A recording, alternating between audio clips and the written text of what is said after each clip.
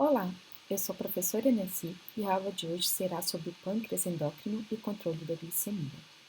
Este assunto ele está dentro de um tema maior, que é a farmacoterapia do diabetes. Só que para que a gente entenda o mecanismo de ação dos medicamentos, bem como a melhor seleção para cada paciente, nós precisamos entender como é o controle fisiológico da glicemia e isso envolve diretamente a função endócrina do pâncreas. O pâncreas ele é uma glândula longa de aproximadamente 15 centímetros que se localiza logo abaixo do estômago e se comunica diretamente com o duodeno. Ele fica entre o duodeno e o baço.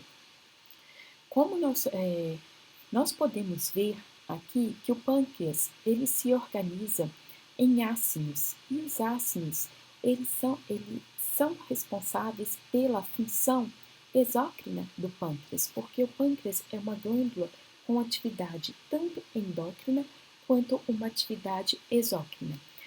A função exócrina, as células acinares são responsáveis pela produção do suco pancreático, que contém enzimas responsáveis pela digestão principalmente de gorduras e proteínas na região intestinal.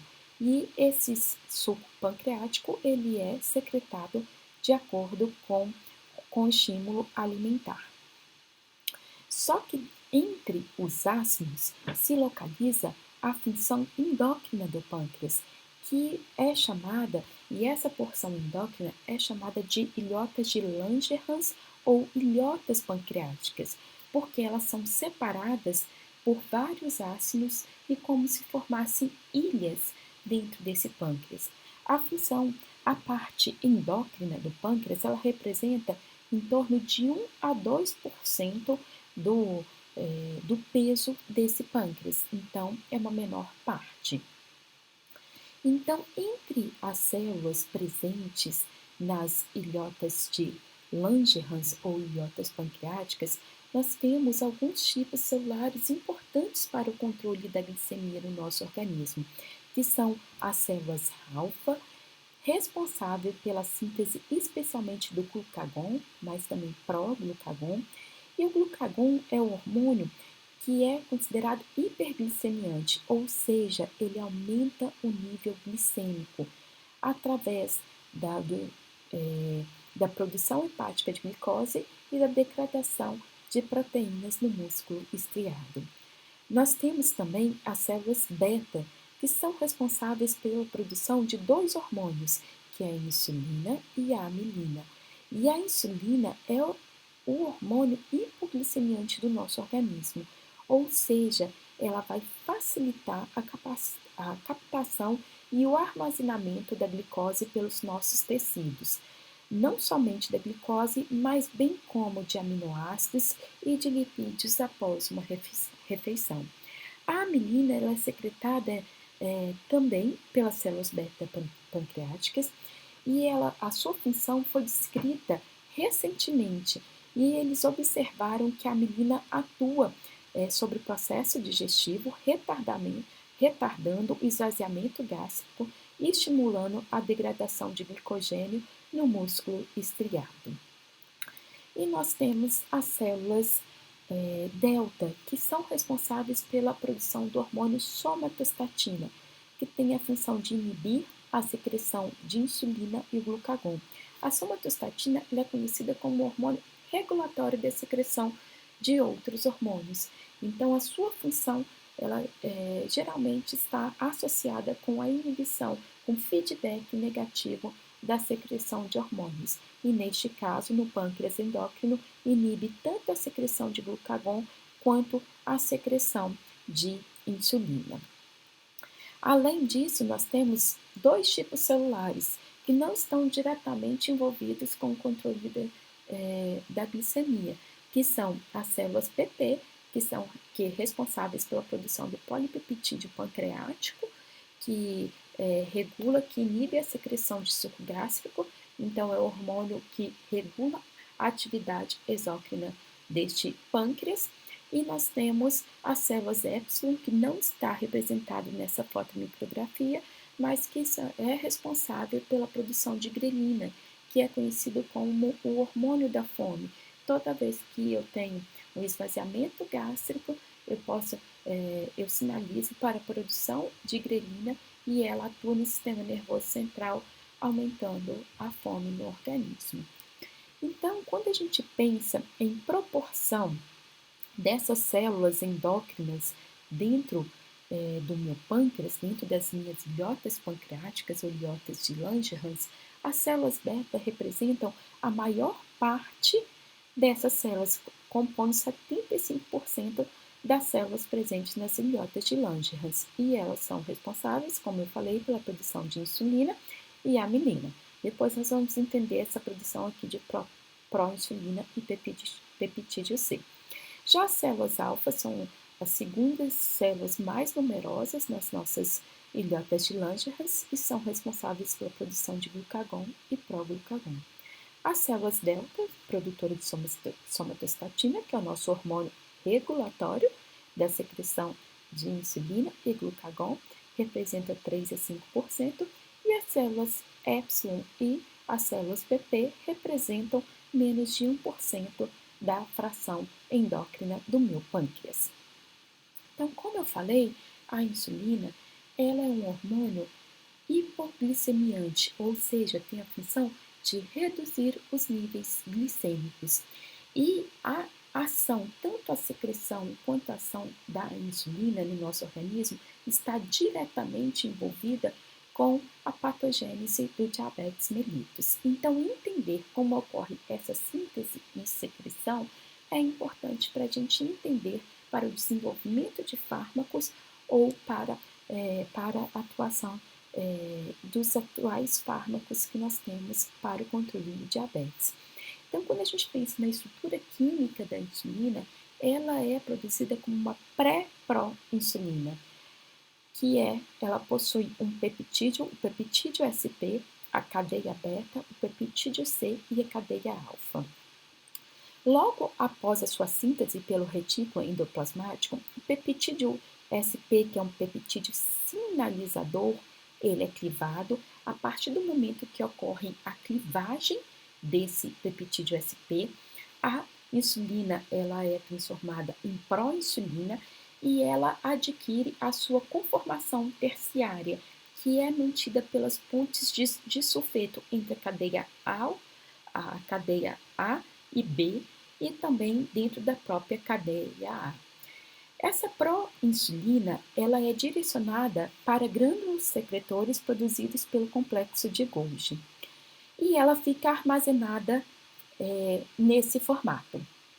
Quando ocorre o estímulo para a liberação de insulina, as proteases PC1 e PC2 vão clivar essa pró-insulina nesses pontos indicados aqui e ocorre a separação, a maturação da insulina, a produção da insulina que tem atividade fisiológica e ocorre a clivagem do peptídeo C.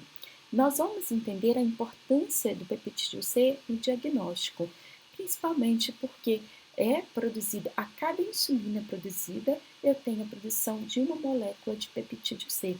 Isso é importante para a gente avaliar a função da célula beta. Porque, por exemplo, quando um paciente faz o uso de insulina exógena, se eu dosar a quantidade de insulina secretada pela célula beta, eu não consigo ter essa medida. Por quê? Porque essa insulina eu não consigo diferenciar entre a insulina endógena da insulina exógena. Então, ao dosar o peptídeo C, eu consigo saber a real capacidade de produção de insulina por esse meu pâncreas.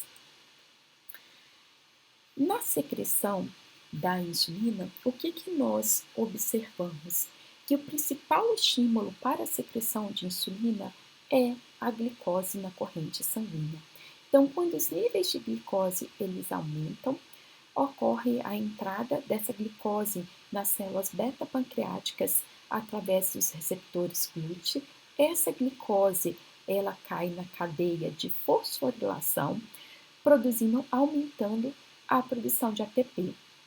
Quando eu aumento os níveis de ATP, eu bloqueio os canais de potássio sensíveis a ATP. Ao bloquear os canais de potássio sensíveis ao ATP, eu diminuo a condutância de potássio, ocorre uma despolarização transitória que permite a despolarização de canais de sódio sensíveis à voltagem. Ao permitir o influxo de sódio, ocorre uma despolarização massiva que permite a abertura dos canais de cálcio sensíveis à voltagem e permite o influxo de cálcio. Quando o cálcio entra, ele aumenta a cascata para ocorrer, ele induz a exocitose de insulina e eu tenho a liberação de insulina no meu organismo. Então, qual é o principal estímulo para a liberação de insulina? A glicose. Só que existem outros fatores que podem modular essa secreção de insulina. Entre eles, nós temos fatores neurais, principalmente relacionado com a ação da acetilcolina. Então, a acetilcolina, ao se ligar aos seus receptores M3, ela é capaz de potencializar a liberação de insulina. E por outro lado, a noradrenalina, ao se ligar aos seus receptores alfa-2, ela inibe a secreção de insulina no nosso organismo. Outros moduladores dessa secreção de insulina são os hormônios com efeitos incretinas ou os hormônios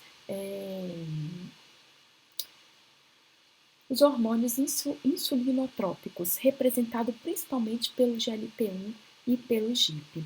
Então, o GLP-1 e GIP, quando eles se ligam aos seus receptores GPCR, eles estão ligados a uma proteína G estimulatória que aumenta a síntese de AMP cíclico e que potencializa a liberação de insulina no meu organismo. Por outro lado, nós temos aqui os receptores de somatostatina, como eu falei anteriormente, ele é um hormônio que inibe a secreção de insulina. Então, toda vez que eu aumento os níveis de somatostatina, a somatostatina, esse receptor, ele está ligado a uma proteína G inibitória que inibe os canais de cálcio, inibindo assim a exocitose, e eles também inibem a adenilato ciclase, diminuindo a produção de AMP cíclico. Então, eu vou inibir tanto a liberação de insulina promovida pelo influxo de cálcio, como a potencialização que ocorre pelos hormônios de efeito incretina, diminuindo a secreção plasmática de insulina. Então, entender esse controle da regulação e secreção de insulina é essencial, porque nós temos vários medicamentos que regulam algumas dessas etapas de liberação de insulina. Por exemplo, a sulfonilureas, que é uma classe de antidiabéticos orais, que nós vamos estudar posteriormente, elas inibem os canais de potássio, aumentando essa despolarização e aumentando a secreção de insulina. Por outro lado, o diazóxido, ele aumenta a condutância dos canais de potássio, inibindo a secreção, hiperpolarizando essa célula beta pancreática, inibindo a secreção de insulina na corrente sanguínea. Então, quando a gente fala da secreção da insulina, nós temos vários pontos para a regulação dessa secreção. E o principal deles, o principal estímulo para a secreção de insulina é a glicose. Então, quando a glicose ela se encontra a níveis baixos, eu posso ter vários outros estímulos. Eu posso ter estímulos neurais, eu posso ter estímulos hormonais, mas eu não consigo aumentar a secreção de insulina. Então, todos os outros estímulos, os hormonais e os neurais, eles dependem dos níveis de glicose. Alguns aminoácidos também são capazes de estimular a secreção de insulina, como a arginina e a leucina, principalmente, e os ácidos graxos. Então, quando a gente fala na regulação da secreção de insulina, o principal fator para ativar a secreção são os níveis aumentados de glicose. E os moduladores que potencializam essa secreção são hormônios com efeitos incretinas liberados pelo processo digestório, principalmente o GIP e o GLP, e os nervos parasimpáticos. Então, a acetilcolina, ela, através dos receptores M3, ela estimula, potencializa a secreção de insulina, enquanto que o sistema nervoso simpático inibe essa secreção de insulina, principalmente através dos receptores alfa-2. Os receptores beta-2 estão relacionados com o estímulo da secreção de insulina no nosso organismo. Então, quando a gente pensa nessa insulina liberada, qual é a farmacocinética? Quais são as propriedades farmacocinéticas desse hormônio liberado pelas nossas células beta-pancreáticas? Então, a insulina é distribuída na forma de monômeros livres, que é a forma que ela consegue se ligar aos seus receptores presentes nas células do nosso organismo. Ele possui uma distribuição e uma ação pleiotrópica. Então, o que isso significa? Nós temos receptores de insulina expressos em várias células do nosso organismo. Existem células com expressão de uma maior quantidade de receptores, como as células do tecido adiposo e do tecido hepático, que chegam a ter 300 mil receptores de insulina, enquanto as hemácias apresentam poucos receptores receptores de insulina, chegando a 40 receptores. Então, a gente avalia que o cérebro, o sistema nervoso central e as hemácias expressam receptores de insulina, mas numa menor população. A insulina ela é rapidamente degradada pelo nosso organismo, principalmente pelo fígado, mas ela também pode ser degradada nos rins e na região muscular, tendo uma meia-vida de torno de 5 a 6 minutos. Após a sua degradação, os seus metabólitos são excretados pela urina. Então, a insulina, para agir no nosso organismo, ela se liga a receptores presentes de uma forma pleiotrópica no nosso organismo. Existem alguns tecidos, como o tecido adiposo, que eu falei, e o tecido hepático, possuem uma grande expressão de receptores de insulina, enquanto o cérebro e hemácia possuem uma baixa expressão de receptores de insulina. Os receptores de insulina são receptores do tipo IGF-1 ligado a uma tirosina quinase. Então, esses receptores eles se encontram na forma inativa. E quando a insulina se liga na subunidade alfa, ocorre a fosforilação, a autofosforilação e a fosforilação externa dessas cadeias beta, que permitem a ativação a endocitose desse complexo receptor, insulina e receptor, e ocorre a ativação. O receptor de insulina ele vai atuar através de várias vias intracelulares, através de MAP quinase, através do sistema RAS, através do sistema intracelular de segundos mensageiros via KT, e que isso vai culminar em fatores que aumentam a captação de glicose e o uso da glicose pelo nosso organismo.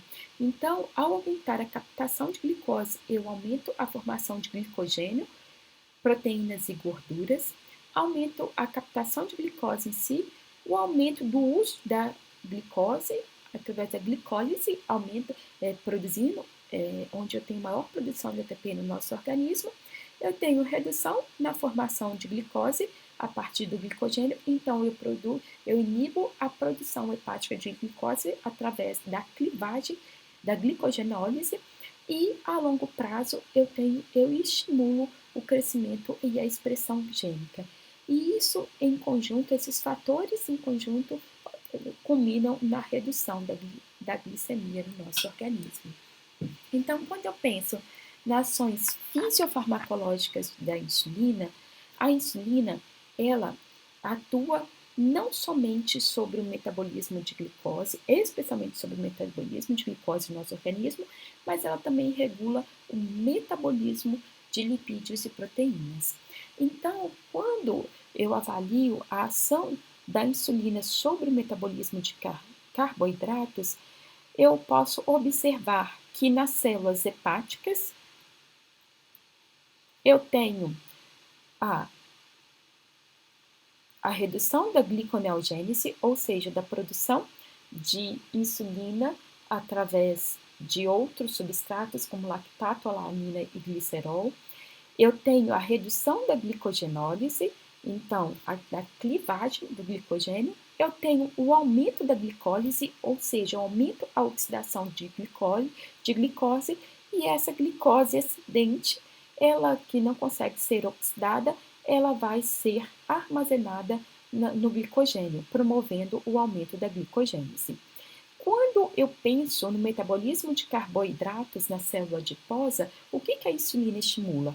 O aumento da captação de glicose, aumento da síntese de glicerol, que vai ser um precursor para o aumento da síntese de triglicerídeos, afetando aí diretamente o metabolismo de gorduras.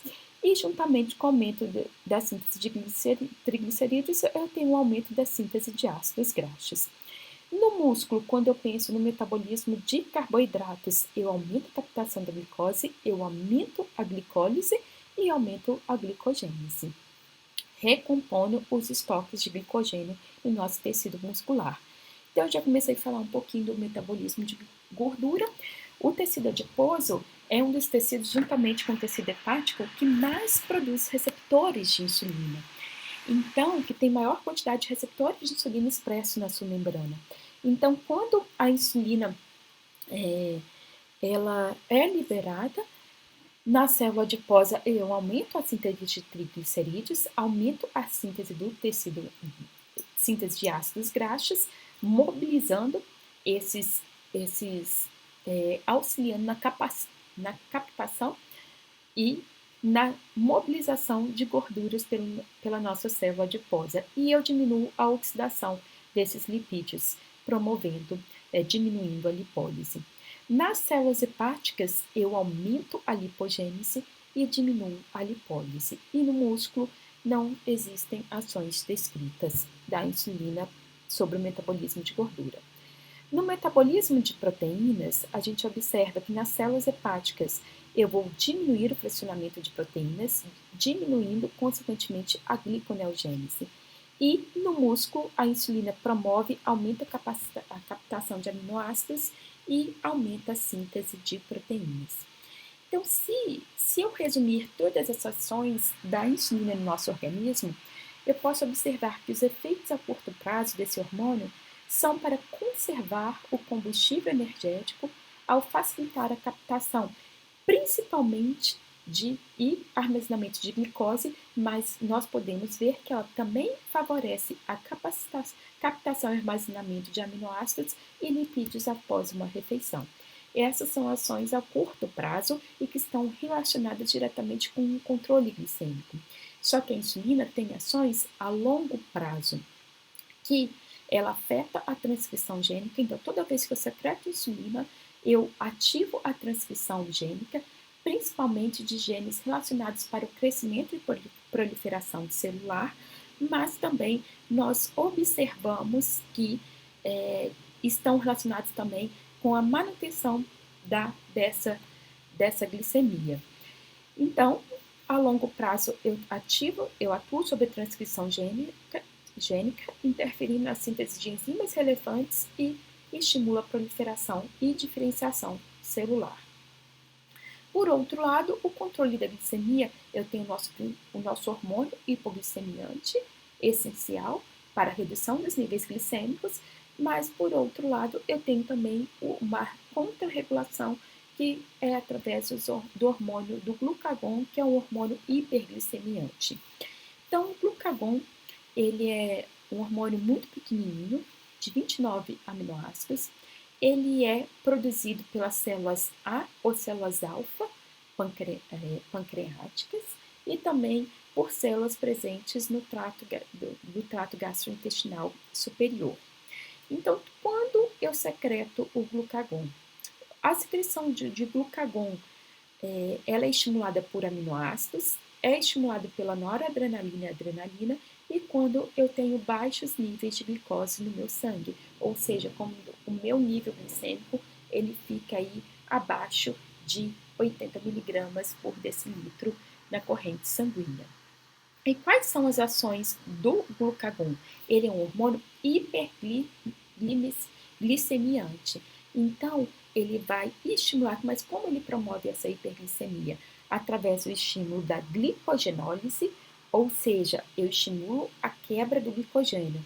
Qual o maior tecido armazenador de glicogênio no nosso organismo? É o tecido hepático. E em segundo local, o tecido, o músculo esquelético. Então, eu estimulo a clivagem desse glicogênio do meu tecido hepático e também posterior do meu músculo esquelético, estimulando a produção hepática de glicose, que nós chamamos. Quando os estoques de glicogênio se tornam baixos, eu ativo a gliconeogênese, ou seja, a produção de glicose a partir de outros substratos, como proteínas e gorduras, ou seja, a partir especialmente de lactato, alanina e glicerol. E eu diminuo a glicogênese, ou seja, se está faltando glicose na minha corrente sanguínea, então eu não posso armazenar essa glicose, essa pouca glicose da minha corrente sanguínea para formação de glicogênio. Então eu inibo a formação de glicogênio. E o glucagon, ele, além de ser um hormônio regulador no nosso organismo, secretado naturalmente, ele também é utilizado como medicamento quando eu tenho para reverter quadros de hipoglicemia em pacientes inconscientes,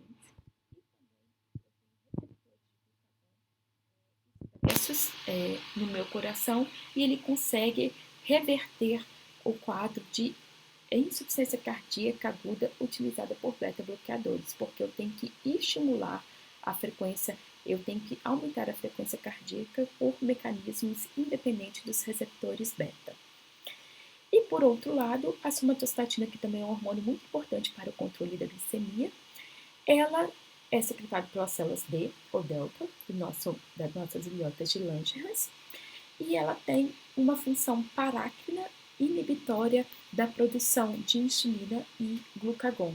Então, a somatostatina, toda vez que eu tenho uma liberação grande de insulina ou de glucagon, eu estimulo a secreção de somatostatina pelas células D e também pelas células ou células delta, e eu inibo a secreção de insulina e glucagon. A somatostatina, além de atuar como esse efeito paráctito inibitório sobre a função endócrina do nosso pâncreas, ela também inibe a secreção de hormônio do crescimento. Então, se eu for fazer um balanço do controle glicêmico, eu tenho dois estágios principais no controle da glicemia do nosso organismo. Eu tenho o estágio prandial. O que é o estágio prandial? Logo após a presença de uma alimentação. Então, após a alimentação, o nosso organismo tem um amplo fornecimento de glicose, ácidos graxos e também de aminoácidos que vão ser absorvidos pelo nosso trato gastrointestinal. Essa glicose, ao ser absorvida pelo nosso trato gastrointestinal, ela vai cair na corrente sanguínea e, ao chegar nas células beta-pancreáticas, ela estimula a produção de insulina. A insulina produzida e liberada na região porta na circulação porta do nosso organismo, ela vai atuar em vários tecidos, favorecendo, se ligando aos seus receptores do tipo IGF-1, estimulando a captação de glicose e também de aminoácidos e de lipídios pelos nossos tecidos. Quando nós observamos, então, quando eu tenho no estágio pós-prandial, eu tenho uma sobreposição da ação da insulina em relação ao glucagon. Nesse momento, como eu tenho um fornecimento de glicose amplo para o meu organismo, de ácidos graxos e aminoácidos, eu não preciso, a minha secreção de glucagon está inibida, porque eu tenho um quadro de hiperglicemia pós-prandial. E quando a gente fala que a insulina é capaz de aumentar a captação de aminoácidos, de glicose e de lipídios, nós observamos que a insulina é um hormônio anabólico, ou seja, ela está envolvida com a construção, com o crescimento do nosso organismo. E com esse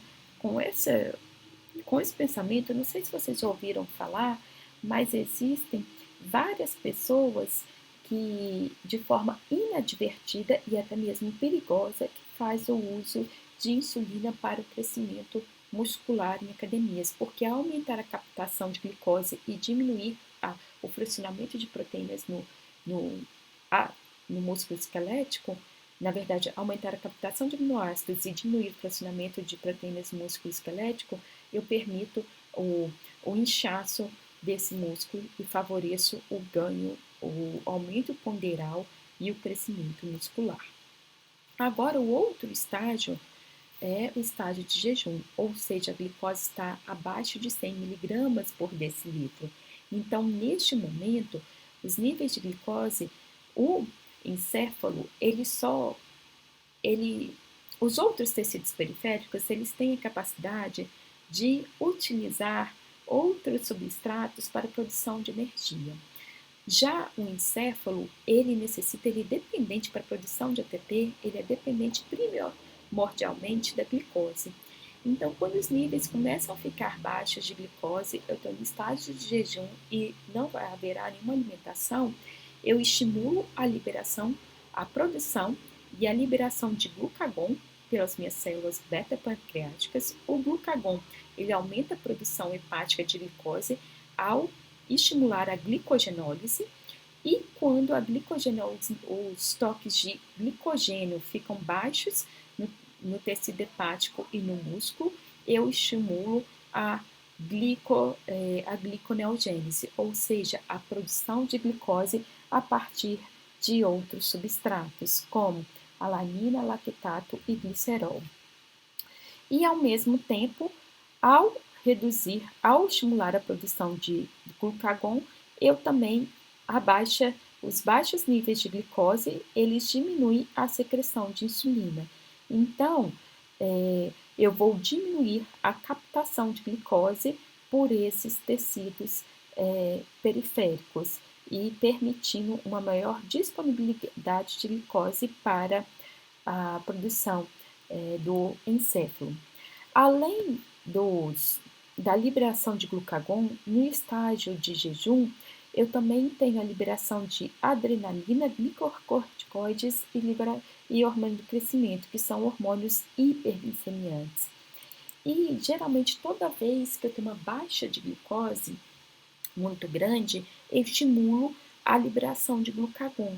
E eu tenho uma resposta hiperglicemiante. É natural que no nosso organismo, durante a noite, a gente tem o período que a gente passa o maior tempo em jejum. Então, de 8 a 12 horas sem se alimentar. E, normalmente, naturalmente, todos nós temos um quadro de hiperglicemia matinal, que é coordenado pelo quê? Pelo aumento da secreção de glicocorticoides e pelo aumento da secreção, consequentemente, de glucagon e adrenalina. E a gente acredita que essa hiperglicemia matinal é uma resposta à hiperglicemia noturna. Situações de estresse também, em situações de estresse, eu ativo o sistema nervoso simpático, e esse sistema nervoso simpático, ao liberar a adrenalina e noradrenalina, eu vou inibir a liberação de insulina e estimular a secreção de glucagon, então gerando uma hiperglicemia. Então, quando a gente pensa no controle glicêmico, constantemente eu tenho equilíbrio entre a secreção de insulina e glucagon no nosso organismo. Então, no estágio, como foi falado, de pós-prandial, eu tenho uma grande oferta tanto de aminoácidos, glicoses e ácidos graxos provenientes da alimentação.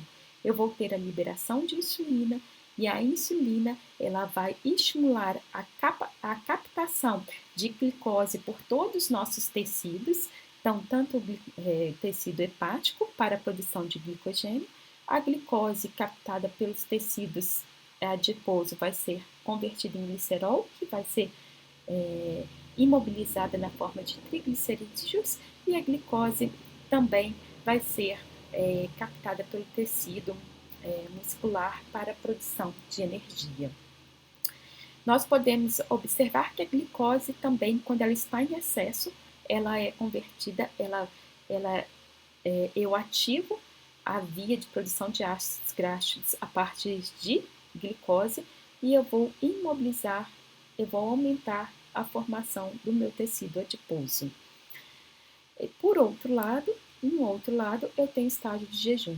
Então, em jejum, eu tenho baixos níveis de glicose, baixos níveis de aminoácidos e ácidos graxos na circulação. Mas o meu cérebro, ele precisa da glicose para a produção de ATP. Ele não é capaz de sintetizar ATP a partir de outros substratos. Então, eu faço o caminho inverso. Eu aumento a liberação de glucagon, diminuo a liberação de insulina. E o glucagon, ele vai promover a clivagem desse glicogênio, aumentando a produção hepática de glicose.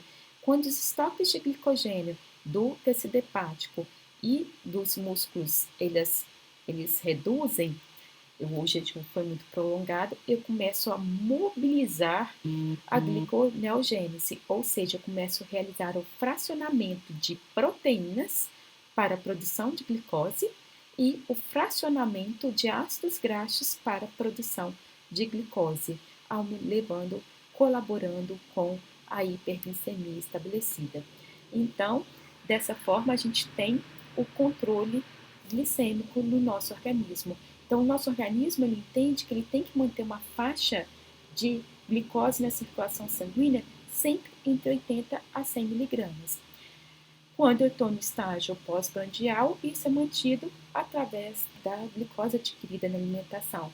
No estágio de jejum, eu tenho que ativar os mecanismos hiperglicemiantes do meu organismo, especialmente o glucagon, para mobilizar essa glicose que estão nos tecidos, armazenada nos tecidos através de glicogênio ou através do fracionamento de lipídios e proteínas para o fornecimento de glicose.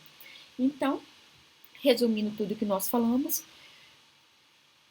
a glicose é a fonte obrigatória de energia para o cérebro. O cérebro não sabe produzir energia através de outras fontes. Então, eu preciso manter níveis de glicose na circulação para a produção de ATP.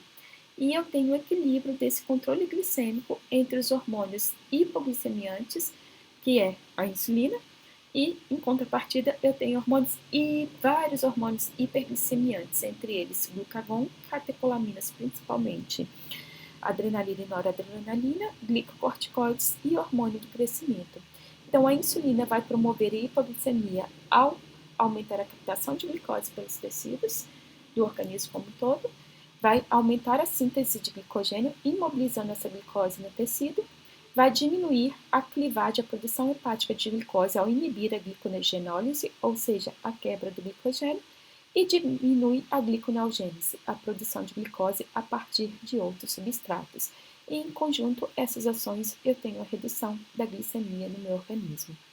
Por outro lado, os meus hormônios hiperglicemiantes, eles vão atuar principalmente ao estimular a produção hepática de glicose através da glicogenólise. Então, tanto o glucagon quanto a adrenalina estimulam a clivagem de glicogênio, tanto do tecido hepático como do tecido esquelético. O glucagon ativa a gliconeogênese, o glicocorticoides também ativam a gliconeogênese. As catecolaminas diminuem a captação de glicose pelos tecidos periféricos, então eu tenho mais glicose na corrente sanguínea para ser captada pelo meu sistema nervoso central. E os glicocorticoides, o hormônio do crescimento também reduz a captação de glicose. E todos esses somatórios de efeitos levam ao aumento da glicemia no nosso organismo. Então, a todo momento, eu tenho esse equilíbrio entre o hormônio hipoglicemiante do nosso organismo, que é a insulina, com os hormônios hiperglicemiantes, que são glucagon, catecolaminas, glicocorticoides e hormônio do crescimento. E quando a gente tem efeitos da falta, existem vários efeitos da falta de insulina no nosso organismo, e o principal deles é o diabetes mellitus, mas só efeitos diretos dessa falta de insulina. Aqui nós temos um bebê de uma mãe com um quadro de diabetes gestacional não tratado, e esse bebê nasceu com macrosomia fetal, ou seja, o peso desse bebê foi acima de 5 quilos, e a gente observa um excesso aí de glicose no fornecimento, chegando através da via placentária, devido à falta ao diabetes gestacional dessa mãe. E a falta de insulina, ela também leva a um quadro de catabolismo, né? Porque se a insulina é um hormônio anabólico, se eu tenho a falta, eu vou começar a produzir gliconeogênio e eu levo um catabolismo extremo. Aqui eu tenho um quadro de catabolismo extremo, com perda não somente de tecido adiposo, mas também com perda de tecido muscular. Então, espero ter esclarecido um pouquinho esse controle da glicemia pelo nosso pâncreas e para que a gente possa entender aí o uso dos medicamentos para o tratamento do diabetes. Obrigada.